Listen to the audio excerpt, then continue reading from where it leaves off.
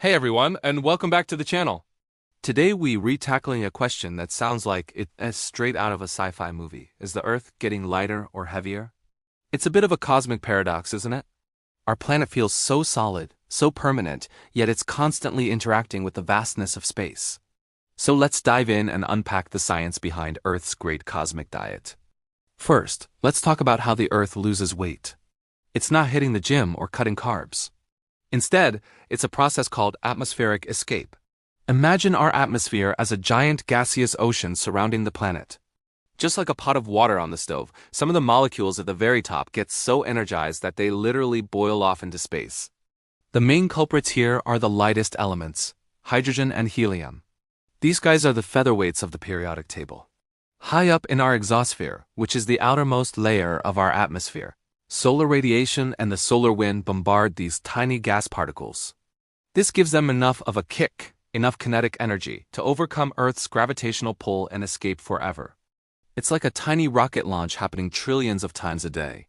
How much are we talking about? Well, scientists estimate that Earth loses about 95,000 tons of hydrogen every single year. To put that in perspective, that's like losing the mass of a large cruise ship annually, just in hydrogen. We also lose a smaller amount of helium, around 1,600 tons per year. That might sound like a lot, and it is, but don't panic. Our atmosphere is massive, and this loss is happening over geological timescales. We're not going to run out of air anytime soon. This slow leak has been happening for billions of years. It's a natural and crucial part of a planet's life cycle. Okay, so the Earth is constantly shedding gas into space. But that's only half of the story. The universe is not an empty place. It's actually quite dusty. And as Earth orbits the Sun, it's like a giant cosmic vacuum cleaner, sweeping up all sorts of debris. This is where the Earth gains mass. The main source of this weight gain is infalling material from space. We're talking about cosmic dust, micrometeoroids, and the occasional larger meteor. Think about shooting stars.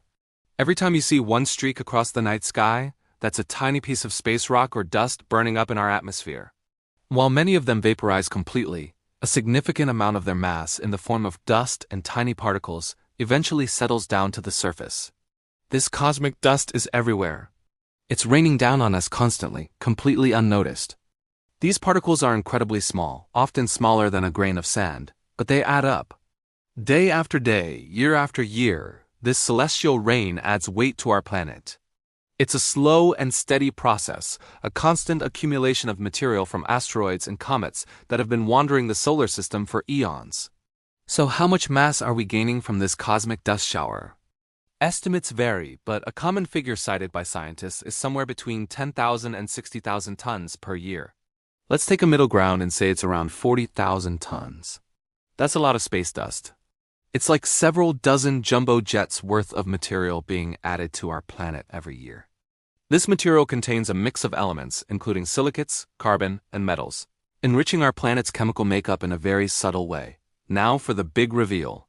We have mass loss and we have mass gain. Let's put them on the cosmic scale and see which way it tips. On one side, we're losing about 97,000 tons of gas per year, mostly hydrogen and helium. On the other side, we're gaining, let's say, an average of 40,000 tons of cosmic dust and meteorites. When you do the math, it becomes clear. The Earth is losing more mass than it's gaining, so the definitive answer is Earth is getting lighter. The net loss is roughly 57,000 tons per year. It's a fascinating conclusion, right? Our planet is on a very, very slow diet. But before you start worrying about Earth floating away, let's put this number into perspective. The total mass of the Earth is about 6 sextillion tons. That's a 6 followed by 21 zeros. It is an incomprehensibly huge number. The 57,000 tons we lose each year is a tiny infinitesimal fraction of that total. To be precise, it's about 1/4,000,000th of a percent of Earth's total mass. The change is so small that it has absolutely no noticeable effect on our daily lives, on gravity, or on Earth's orbit around the Sun. The planet isn't going anywhere. It's interesting to consider that other factors also play a role, though they are much smaller. For example, when we launch rockets and satellites into space, we are technically removing mass from the Earth system.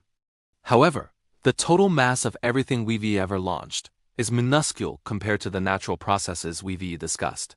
On the flip side, there's the famous equation E equals mc. Energy from the sun hits the Earth, and this energy actually adds a tiny amount of mass. Conversely, as the Earth's core cools, it loses energy and therefore loses mass. But these effects are even smaller than the atmospheric escape and cosmic dust. The main takeaway is that our planet is a dynamic system. It's not a closed-off rock floating in a void. It's in a constant exchange with its cosmic environment, breathing out its atmosphere and inhaling space dust. This delicate balance, which currently results in a net loss of mass, is a fundamental part of what makes our planet what it is. And studying these processes doesn't just tell us about Earth.